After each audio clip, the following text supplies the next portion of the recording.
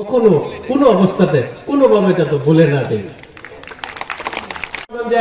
শিশু, গর্ভবতী নারী, বৃদ্ধদেরকে কে রক্ষা করবে?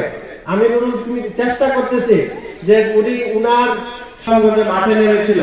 আমি তখন থেকে এর আগে যে স্বপ্ন দেখেছি তখন থেকে আমার মনে মনে কল্পনা করে নিয়েছি এই সমাজের জন্য যারা দুর্যোগকালীন সময়ে মা বাবা, আমাদের শিশু, আমাদের গর্ভবতী মাকে নিয়ে চিন্তা করেন, তিনি যদি কোনো কারণে জননেতা হয়ে আসেন তাহলে আমাদের অনেক দুঃখ কষ্ট লাঘব হবে।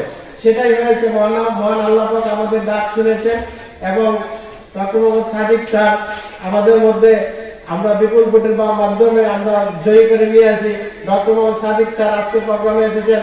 আমি প্রোগ্রামের এই মুহূর্তে এসে ডক্টর মোহাম্মদ সাদিক স্যারের জন্য আমরা সবাই করতালি দিয়ে আমরা তাকে বরণ করে নিই।